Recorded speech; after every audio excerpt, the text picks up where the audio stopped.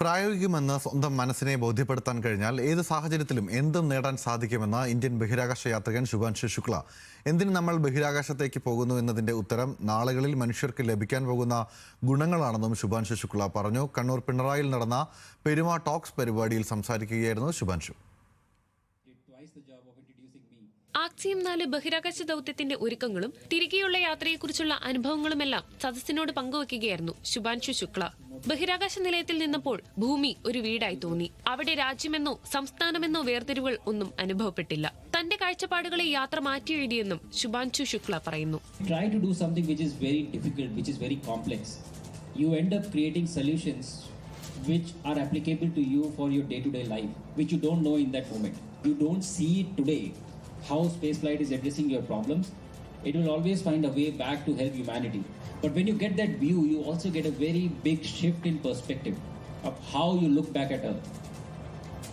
And for me, that shift was that when you look at Earth from the outside, that Earth, that feels your home. Space സെന്ററിലെ കൗതുകവും സാഹസിക അനുഭവങ്ങളുടെ ദൃശ്യങ്ങളും പങ്കുവച്ചപ്പോൾ നിറഞ്ഞ സദസ്സ് കയ്യടികളോടെ സ്വീകരിച്ചു.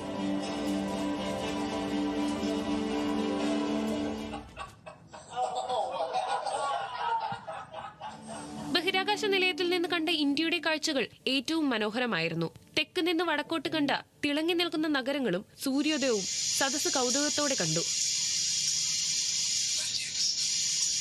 ഭൂമിയിൽ തിരിച്ചെത്തി സാധാരണ ജീവിതത്തിലേക്ക് തിരിച്ചു വരാനെടുത്ത സമയവും പ്രയത്നവും വിവരിക്കവേ ഉപ്പടങ്ങിയ ഭക്ഷണം ലഭിക്കാൻ കൊതിച്ച രസകരമായ അനുഭവവും ശുഭാൻഷു പങ്കുവച്ചു. Certain days I started craving salt or missing salt.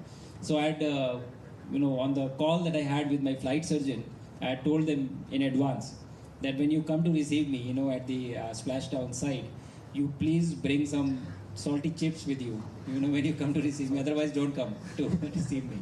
So he brought a bag full of chips for me. So when I was taken to the medical bay and I was lying on that stretcher, so he handed over that bag to me. So that was my thought. I was missing the food and I was really happy that I could get some salt when I came back.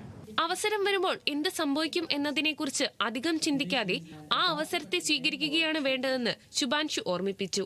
നമുക്കും രാജ്യത്തിനും ആകാശമല്ല അതിരെന്ന് കൂടി പറഞ്ഞാണ് പിണറായി ടോക്സിൽ ഇന്ത്യയുടെ അഭിമാന ഗഗനയാത്രികൻ സംസാരം അവസാനിപ്പിച്ചത്. News Malayalam, Kannur.